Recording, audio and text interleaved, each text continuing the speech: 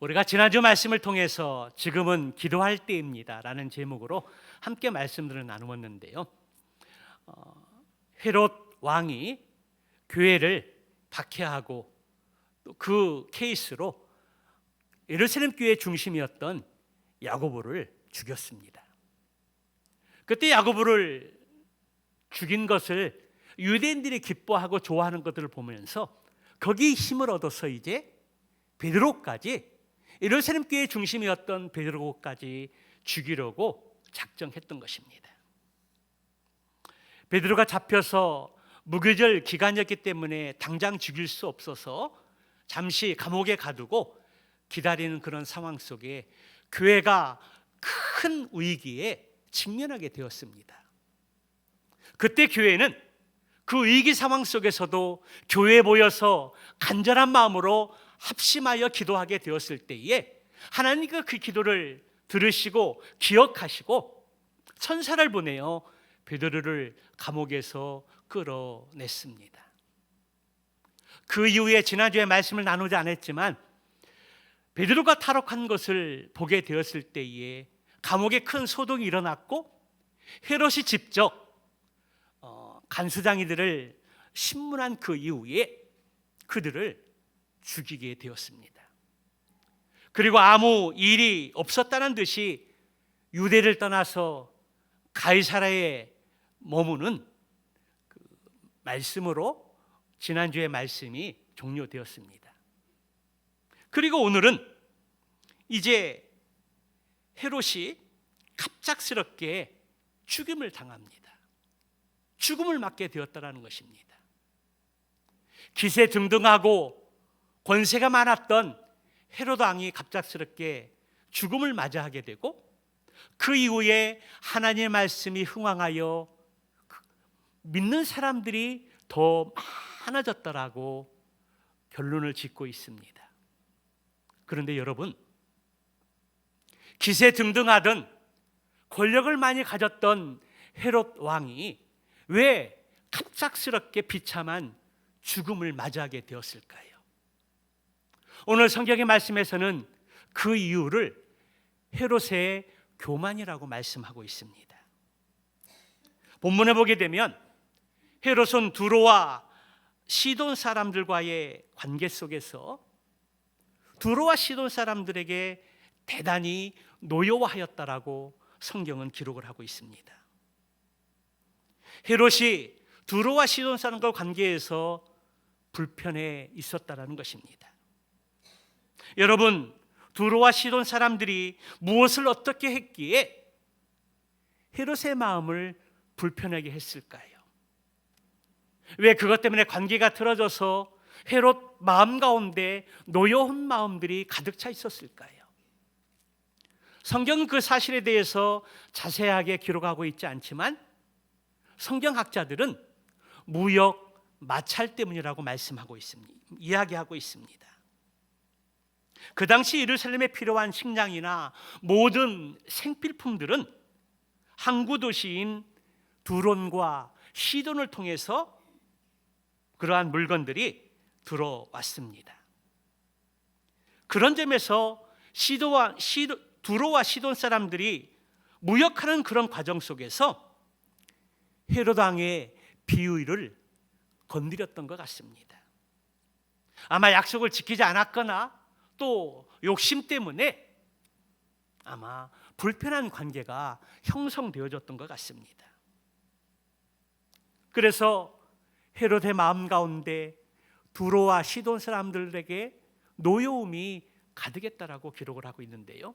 여기 노여움이 가득했다라는 것은 겉으로는 드러내지 않고 속으로 적대적인 감정을 가지고 있었다라는 것입니다. 두로와 시돈 사람들은 헤롯이 노여워한다는 것을 알게 되었고 그래서 필요한 양식을 공급받기 위해서 헤롯의 마음을 풀 수 있도록 화해할 수밖에 없었던 것입니다. 그래서 두로와 시돈 사람들이 헤롯과 화친을 맺기 위해서 왕의 침소를 맡은 신하 블라스도를 설득해서 화친을 이렇게 청하게 되어진 것입니다. 헤롯은 두로와 시돈 사람들의 청을 받아들였고 그들과 화해하기 위해서 특별한 날을 택하였다고 성경은 기록을 합니다.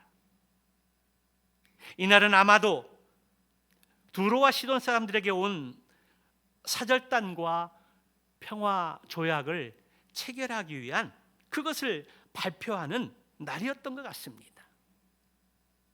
이와는 달리 유대 역사가였던 요세푸스의 기록에 의하면 이날은 로마 황제의 생일날이었다라고 기록을 하고 있습니다.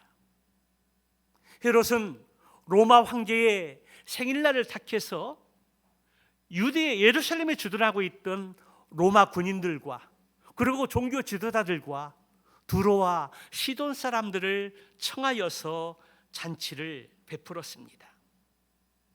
그러나 생일을 맞이해서 생일을 받아야 할, 축하를 받아야 할 로마 황제가 그 자리에 있지 않았기 때문에 결국은 황제의 단상에 헤롯이 앉아서 황제가 받아야 할 그 축하를 헤롯이 받게 되어진 것입니다. 그리고 두로와 시돈 사람들과의 불편한 관계를 풀고 화해하기 위해서 헤롯이 연설을 준비하게 되었습니다. 헤롯은 연설을 위해서 왕의 의복을 입고 단상에 앉았습니다. 요세푸스의 기록에 의하면 이때 헤롯은 은으로 만든 빛나는 옷을 입고 있었으며 그 옷이 햇빛에 비추게 되자 아청꾼들이 그를 신으로 추대하며 소리쳤다라고 기록을 하고 있습니다.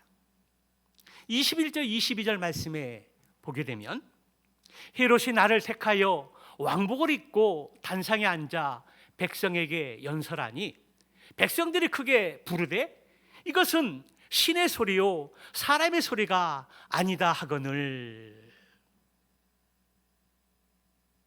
이 말은 헤롯을 향하여 백성들이 당신을 신으로 섬기겠나이다 라고 표현했습니다. 당시에 로마의 황제들은 백성들에게 신으로 추앙받던 시대였습니다. 로마의 황제들이 신으로 추앙받는 그러한 시대였기에 백성들은 헤롯에게 아첨하고 아부하기 위해서 그를 신으로 추대하고 그렇게 불렀다라는 것입니다. 이렇게 해서 왕이 신이 되는 것입니다. 이단의 교주들도 이러한 방식을 통해서 신이 되는 경우들이 많이 있습니다. 북한 사람들이 이렇게 해서 김일성을 신으로 추대했고 그의 아들과 손자를 신으로 추대하여 떠받드는 것들을 보게 됩니다. 그런데 헤롯의 연설을 듣고 백성들이 이것은 신의 소리요 사람의 소리가 아니라는 백성들의 말을 듣고 그것에 대한 다른 말을 하지 않았습니다. 말이 없었다는 것은 자신을 신이라고 하는 그 말을 인정하고 받아들였다라는 것입니다. 하나님께 돌려야 할 그 영광을 스스로 취하여 가졌다라는 것입니다. 헤롯은 유대의 왕으로서 그런 아첨하는 소리를 들었을 때에 마땅히 꾸짖고 거부해야 했습니다. 사람들이 신의 소리지 사람의 소리가 아니라고 그렇게 외쳤을 때에 아니라고 부정했어야 했다라는 것입니다. 그런데 헤롯은 이것은 사람의 소리가 아니요 신의 소리다 그런 이야기를 듣게 되었을 때에 그것을 부정하지 않고 침묵하면서 그것을 받아들였습니다. 이에 반해서 헤롯과 대조되어지는 사람들이 있습니다. 사도행전 10장 26절의 말씀에 보게 되면 베드로가 고넬료의 집에 갔을 때에 고넬료가 베드로를 맞아들이면서 무릎을 꿇고 땅에 엎드려 베드로에게 절했습니다. 그때 베드로는 그를 황급히 일으켜 세우면서 나도 사람이다라고 그렇게 고백했다라는 것입니다. 또 사도행전 14장 15절에서도 보게 되면 바나바와 또 바울과 루스드라라는 곳에서 걷지 못하는 사람을 고쳐서 걷게 했습니다. 그때 그것을 보고 무리가 말하기를 신들이 사람의 형상으로 우리 가운데 내려오셨다라고 말하면서 바나바는 제우스 신으로, 그리고 바울은 말을 잘하니까 헤르메스 신이라고 하면서 제물을 바치고 또 제사를 드리려고 했던 것입니다. 그때 바나바와 바울과 어떻게 행동했습니까? 자기들이 옷을 찢고 군중들 속에 뛰어들어가서 이렇게 말합니다. 여러분, 우리는 신이 아니라 여러분과 같은 성정을 가진 사람입니다라고 고백했다라는 것입니다. 내가 신이 아니라 나도 너희들과 똑같은 사람이라고 그렇게 고백했다라는 것입니다. 그런데 헤롯은 군중들이 아첨하고 아부하면서 신으로 그를 추대하고 연설을 듣고 이거는 사람의 말이 아니라 신의 소리라고 그렇게 떠받게 되고 아부하며 거짓의 칭찬을 하게 되었을 때에 헤롯은 침묵하면서 그 말을 그대로 수용했습니다. 싫어하지 않았다라는 것입니다. 그 말을 듣고 침묵하면서 수용했습니다. 이 모습이 바로 헤롯의 교만입니다. 하나님은 교만을 싫어하십니다. 오늘 어떤 사람들은 기도하다가 입신해서 천국에 갔다 오는 환상을 보는 경우들이 가끔 있는데요. 그때부터 그는 전국구 스타가 되고 유명 부흥 강사가 되어서 간증하러 다니는 것들을 보게 됩니다. 그러한 사람들이 많이 있습니다. 그러나 동일한 경험을 했던 사도 바울은 그렇게 하지 않았습니다. 유명한 부흥 강사가 되어서 간증 집회를 다니면서 영광을 취하지 않았다는 것입니다. 전국구 스타가 되어서 강단에 서서 말씀을 간증을 하지 않았다는 것입니다. 고린도서 12장의 말씀에 보면은 부득불 자랑한다라고 이야기를 합니다. 자랑하면서 말하고 싶지 않지만 내가 부득불 말을 해야 되는 상황이기 때문에 말한다라고 이야기를 합니다. 그러면서 1인칭인 내가라고 사용하지 않고 내가 아는 어떤 사람이 자신을 직접적으로 거론하지 않고 내가 아는 어떤 사람이 천국에 갔다 왔다라고 그렇게 이야기를 하면서 간증을 합니다. 다른 사람을 이야기하듯이 간증하는 것들을 보게 됩니다. 여러분, 우리는 바울의 그 신앙을 잘 기억할 수 있어야 합니다. 기도하다가 입신해서 천국 갔다 오는 환상을 본 이후에 유명한 간증 스타로 부흥 강사로 떠서 간증으로 돌아다니는 것이 아니라 내가 아는 어떤 사람이 천국을 갔다 왔는데 이러하더라. 우리는 고린도후서 12장의 말씀에 바울이 간증하는 그 신앙의 중심을 잘 기억할 수 있어야 합니다. 그런데 오늘 헤롯은 교만해서 자신을 신으로 떠받들고 자기가 연설했을 때 이것은 사람의 소리가 아니라 신의 소리라고 아첨하고 아부하는 그 말들을 거절하지 않고 침묵하면서 수용하고 받아들였다는 것입니다. 마땅히 하나님께 올려야 할 그 영광을 스스로 취하고 그 영광을 받아들인 것입니다.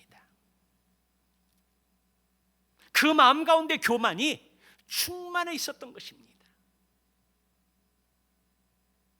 사랑하는 성도 여러분, 오늘 헤롯의 교만함을 보면서 우리의 마음 가운데 아직까지 교만이 남아 있다면 순간순간 그 교만이 올라와서 나를 자랑하고 나를 드러내고 나를 나타내고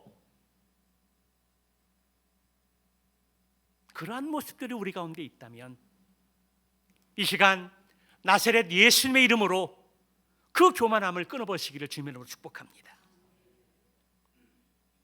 그래야 우리가 삽니다.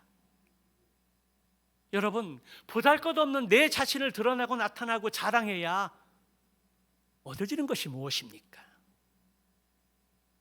그렇게 한다고 해서 그 사람을 인정하고 존중하고 그 사람을 본받고 칭찬하는 사람이 이 세상에 아무도 없습니다. 사촌이 땅을 사면 배 아프다고 자랑하면 자랑할수록 드러내면 드러낼수록 좋아하는 사람은 그 사실을 액면 그대로 받아들이는 사람들은 별로 없다는 것입니다. 오히려 그 자만과 그 자랑이 부끄러워질 때가 많이 있다는 것입니다. 그래서 오늘 헤롯의 이 충만한 교만을 보면서 나의 삶과 나의 말 가운데 자랑은 없는지 다시 한번 점검하고 살펴서 오늘 이후로 그 교만함을 끊어버리길 주님으로 축복합니다. 두 번째로 교만의 결과는 죽음이었습니다. 23절의 말씀을 보면 헤롯이 영광을 하나님께 돌리지 아니하므로 주의 사자가 곧 친히 벌레에게 먹혀 죽으니라. 요세푸스에 의하면 그때 헤롯이 죽으면서 너희가 나를 신이라고 부른 것으로 인해서 나는 죽게 되었다라고 말했다고 그렇게 기록을 하고 있습니다. 그러나 이 말은 틀린 말입니다. 분명한 것은 신이라고 해서 백성들이 신으로 떠받들어서 죽은 것이 아니라 나는 신이 아니라고 말을 안 해서 내가 신이라는 것을 부정하지 않아서 죽게 되어진 것입니다. 다른 사람들이 나를 신으로 추대하고 당신이 말하는 말이 사람의 말이 아니라 신의 말이라고 그렇게 이야기할 때에 아니요, 신의 말이 아닙니다.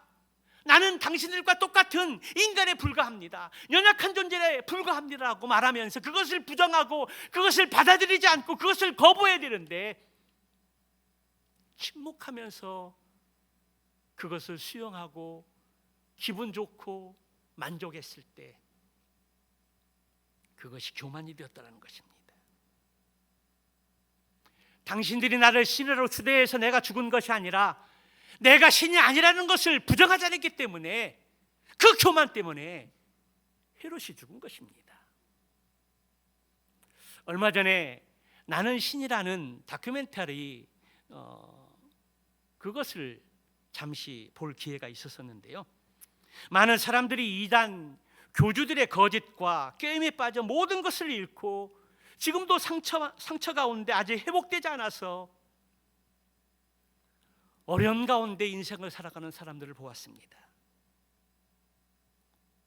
이단 교주들은 자신을 따르는 신도들에게 자신을 신으로 신격화하고 또 강단에서 설교를 하면서 내가 계시를 받은 것처럼 말하면서 그들을 쇠뇌시키고 그들을 신뢰시켰습니다. 그리고 교주의 말을 따르지 않을 때 어떠한 불이익을 당할 것인가를 이야기하고 두려움과 공포를 조성하면서 그들의 영혼을 착취하고 파괴했다는 것입니다. 그리고 신가지 못하도록 그들을 올감해서 몸을 바치고 제선을 바치고 수종들게 했던 것들을 보게 됩니다. 그들의 영혼이 파괴되고 그들의 영혼이 세뇌돼서 점령당하게 됐을 때에 얼마나 지옥 같은 비참한 삶을 살았는지, 그것을 탈출하고 탈퇴했지만 아직도 그 영혼들이 극심한 혼란 상황 속에서 어렵게 지내는 것들을 보면서 얼마나 마음이 아팠는지 모릅니다. 새삼 이단이 너무나 무섭고 악한 존재라는 것들을 다시 한번 깨닫게 되었습니다. 헤롯은 많은 군중들이 자신의 연설을 듣고 이것은 신의 소리요 사람의 소리가 아니라고 말을 들었을 때에 그 말이 싫지 않았다는 것입니다. 아첨하고 아부하는 과다한 칭찬을 듣고도 침묵하면서 당신은 신이다라고 말을, 그것을 수용한 것입니다. 헤롯은 인간으로서 받아들일 수 없는 그 칭찬을 거절하지 않았습니다. 기분 좋게 여기면서 들었다는 것입니다. 여러분, 그 결과가 무엇입니까? 그 결과에 교만으로 인해서 죽음을 당했다는 것입니다. 주의 사자가 고치니 벌레에게 먹혀 죽으니라. 헤롯은 신이라고 하는 말을 들었을 때에 침묵했습니다. 수용하고 받아들였다는 것입니다. 신이 아니라고 말하고 부정해야 되는데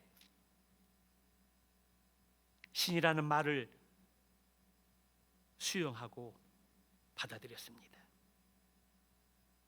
당신은 우리의 신입니다. 당신의 말이 사람의 말이 아니라 신의 말이라고 이야기할 때 그것을 강하게 부정하고 그들을 꾸짖어야 했습니다. 그런데 헤롯은 그렇게 하지 않았다는 것입니다. 이 사건에 대해서 요세푸스는 이렇게 기록하고 있습니다. 이날 은실로 짜여진 화려한 왕복을 입고 왕좌에 앉아있는 헤롯의 모습은 태양 아래 빛나고 있었다. 그가 일어나 백성들 앞에서 연설할 때 많은 사람들이 환호하고 그 연설을 듣고 칭찬했다. 그때 올빼미 한 마리가 무대 기둥 위에 앉아 있었는데 헤롯이 그 올빼미를 보는 순간 복동을 일으켜 쓰러졌고 신하들이 예루살렘 왕궁으로 그를 옮겼지만 5일 만에 숨을 거두었고 죽기 전에 그의 몸은 이미 썩어서 벌레가 일고 있었다 라고 동시대에 살았던 유대의 역사가인 요세푸스는 기록을 하고 있던 것입니다. 헤롯은 하나님께 영광을 돌려야 할 그 영광을 돌리지 않았기 때문에, 그리고 그 영광을 스스로 취하게 되었을 때에 주의 사자가 그를 내려쳤을 때에 벌레에게 먹혀서 죽었던 것입니다. 이렇게 교회를 핍박하고 자신이 인기를 누리고 그 정권을 유지하기 위해서 교회를 핍박하며 야고보를 죽이고 베드로를 죽이려 했던 그 헤롯이 갑작스럽게 벌레에 먹혀 죽고 비참한 죽음을 맞이하게 된 것입니다. 이것은 헤롯의 교만으로 인하여 가져온 비극적인 죽음이었습니다. 교만은 패망의 선봉이요 거만한 마음은 넘어집의 앞잡이라고 이야기했습니다. 말씀했습니다. 우리가 신앙생활하면서 조심해야 할 것이 바로 이 부분입니다. 우리는 사람의 칭찬에 눈이 멀어서는 안 됩니다. 우리가 어떤 일들을 하고 좋은 성과를 내고 어떤 좋은 결과를 얻게 되었을 때에 칭찬을 받는 경우들이 많이 있습니다. 그러나 그 칭찬이 진심인지 아부하는 칭찬인지 분별해야 합니다. 그리고 그것이 아첨하는 칭찬이라면, 어떤 유익을 끌어내기 위해 사는 칭찬이라면 우리는 그것을 배격할 줄 알아야 되고, 진심 어린 칭찬이라면 겸손하게 감사를 표하면서 그 영광을 하나님께 올려드려야 합니다. 이 사건을 보면서 우리는 더더욱 하나님께서 받으셔야 할 그 영광을 우리가 취하지 않고 오직 하나님께 영광을 돌릴 수 있는, 우리가 어떤 일을 열심히 하고 결과물을 만들어냈고 성과를 얻게 되었을 때에 그 영광을 내가 받는 것이 아니라 하나님께 영광을 올려드릴 수 있는 저와 여러분의 신앙의 삶이 되시기를 주님의 이름으로 축복합니다. 지금도 하나님은 겸손한 자를 찾고 계십니다. 하나님은 교만한 자를 대적하시되 겸손한 자에게는 은혜를 주신다고 약속해 주셨습니다. 우리는 이 말씀을 잘 기억하고 기억할 수 있어야 합니다. 교만으로 우리가 패가망신 당하지 않도록 늘 깨어있는 가운데 기도와 말씀과 예배 가운데 바로 설 수 있는 저와 여러분 되시기를 주님의 이름으로 축원합니다. 마지막 세 번째로, 모든 영광은 하나님께 돌려야 합니다.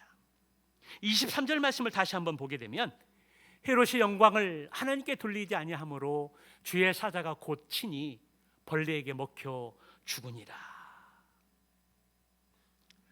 헤롯은 아첨하는 칭찬을 받게 되었을 때에 영적 분별력을 가지지 못하고 그것을 침묵으로 수용했습니다. 하나님께 마땅히 돌려야 할 그 영광을 자기 자신이 가로채고 그 영광을 받은 것입니다. 여러분, 그 결과가 무엇입니까? 교만으로 말미암아 주의 사자가 그를 내려쳤을 때에 벌레에 먹혀 죽었다는 것입니다. 헤롯은 교만으로 자기의 죽음을 스스로 자처한 것입니다. 하나님이 가장 싫어하는 것 중에 하나가 바로 교만입니다. 하나님은 교만을 싫어하십니다.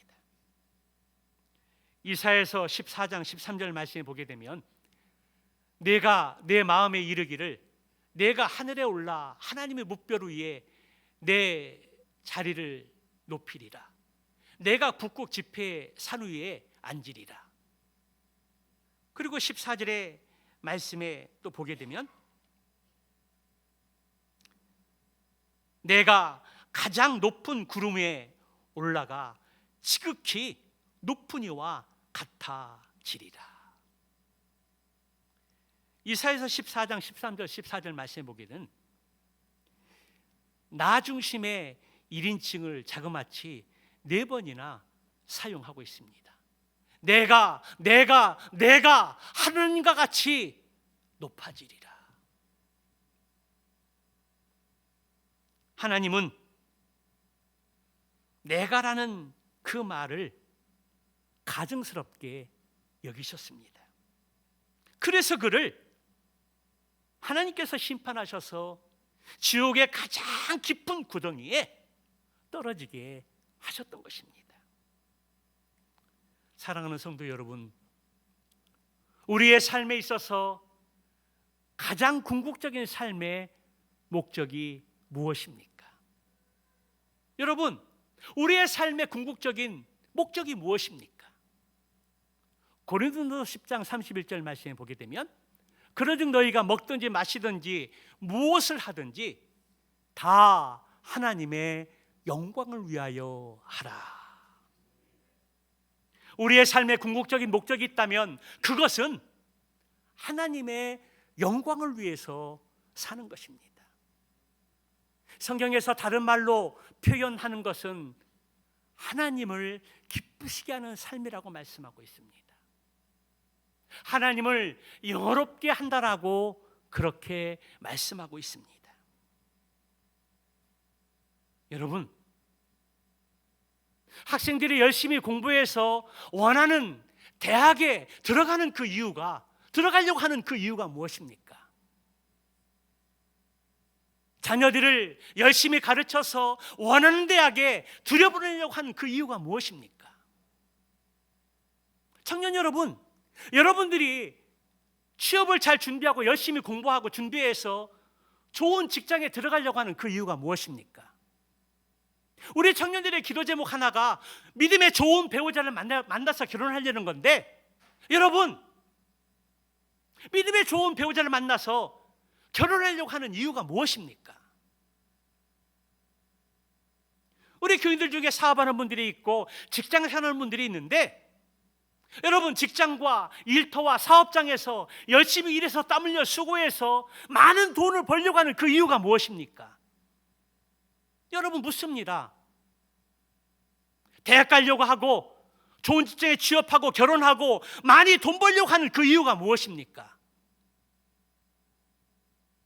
그 이유가 있다면, 그 목적이 있다면, 그 모든 것은 다 하나님의 영광을 위해서, 하나님께 영광을 돌리기 위해서 그 목적을 가지고 일을 하고 공부를 하고 결혼을 해야 한다는 것입니다.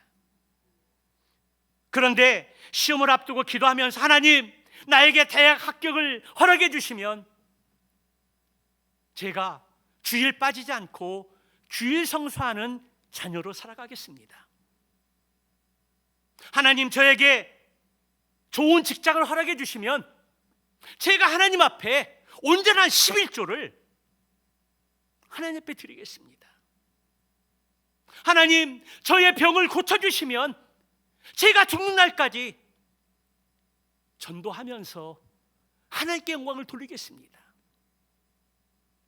그러한 기도를 하는 분들이 자주 있습니다. 원하는 대학, 원하는 직장, 내가 기도해서 하나님 응답해 주시면 제가 하나님을 위해서 나의 모든 것을 다 드리겠습니다. 그렇게 기도하고 그렇게 하나님께 소원합니다. 그런데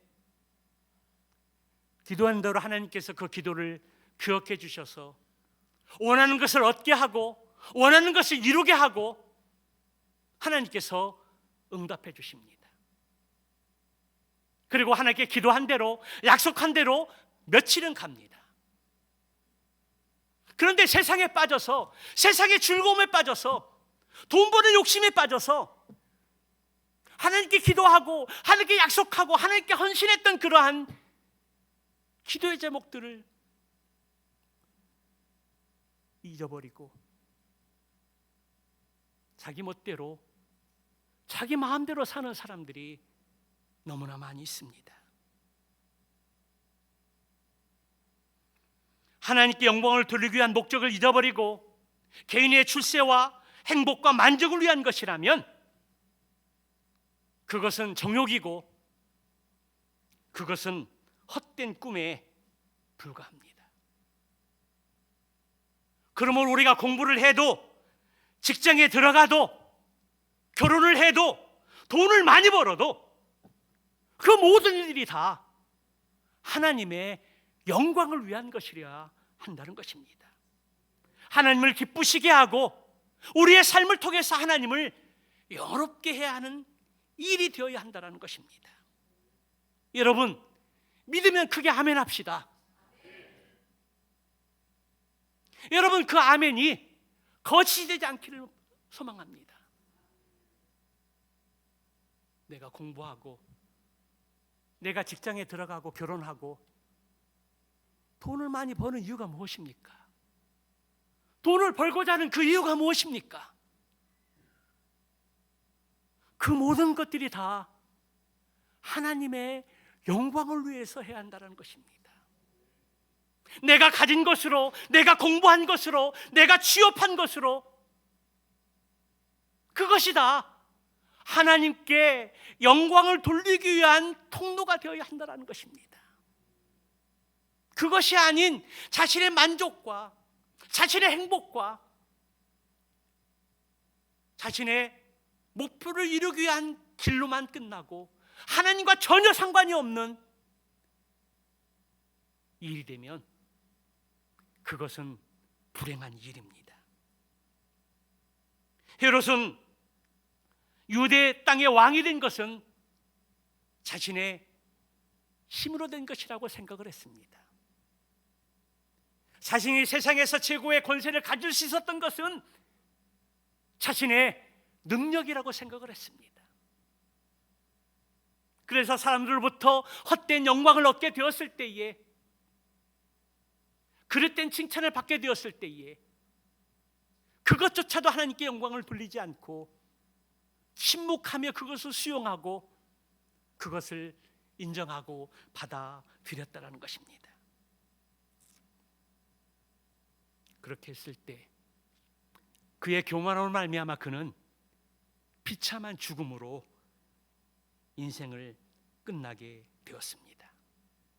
그렇습니다. 불의한 자가 형통하는 것은 결코 복이 아니라는 것입니다.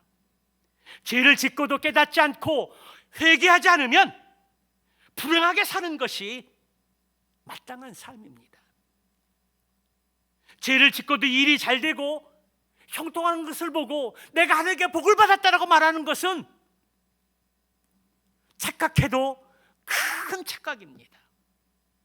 기도하지 않았는데도 일들이 잘 풀리고 형통하다? 그것은 축복이 아닙니다. 저주의 지름길임을 아셔야 됩니다. 그러나 그것은 축복이 아니라 망할 징조가 가까이 왔다는 것을 알아야 됩니다. 반드시 불의한 것에 대해서 심판이 가까이 오고 있다는 것을 깨달아야 됩니다. 헤롯이 악을 행하고 사람을 죽이고 교회를 핍박해도 그것이 잘못된 것으로 생각하지 않고 오히려 자신의 영달을 위해서 그리고 자신의 권력을 유지하기 위해서 정당한 것이라고 생각하고 하나님의 영광을 취하게 되었을 때에 그는 비참한 죽음을 맞이하게 되었습니다. 그런데 여러분, 헤롯이 죽은 그 이후에 어떤 일들이 일어났습니까? 24절의 말씀에 보니까 하나님의 말씀이 흥하여 도하더라. 하나님의 말씀이 널리 퍼지고 믿는 사람이 더 많아졌더라고 성경은 증언하고 있습니다. 그 이후에 안디옥 교회는 세계 선교의 꿈이 태동되고 이제 다음 주에 나눌 말씀처럼 교회의 귀한 일꾼들을 구별하고 그리고 바나바와 바울을 선교사로 파송하는 놀라운 일들이 벌어지는 것들을 보게 됩니다. 이것이 바로 하나님의 섭리요, 하나님이 일하시는 방법입니다. 우리는 여기서 헤롯의 죽음과 하나님의 말씀이 흥황하는 것을 보면서 말씀의 승리의 오묘한 하나님의 섭리가 연결되어 있음을 우리는 다시 한번 깨닫게 됩니다. 오늘 우리는 말씀을 통해서 교만이 얼마나 큰 죄인지, 하나님이 얼마나 싫어하는 죄인지를 다시 한번 깨달아야 됩니다. 그리고 그 교만이 멸망으로 가고 죽음을 맞이하게 되는 지름길이라는 이 사실들을 우리는 다시 한번 발견해야 합니다. 성도 여러분, 한 주간 동안 이 말씀을 묵상하는 가운데 아직도 나의 삶 속에 남아있는 교만함이 있다라면 성령의 능력으로 그 교만을 뿌리 뽑으시기를 주님으로 축복합니다. 그리고 오직 우리의 삶의 목적이 하나님께 영광 돌리는 삶이라는 것들을 다시 한번 우리의 마음속에 깊이 새기고 내 머리에 각인시켜서 우리가 어디서 무엇을 하든지 오직 하나님께 영광 돌리는 삶을 잘 준비해서 먹든지 마시든지 무엇을 하든지 그 모든 것들이 다 하나님께 영광 되는 삶을 살아갈 수 있는 저와 여러분의 모든 삶이 다 되시기를 주님의 이름으로 축원합니다.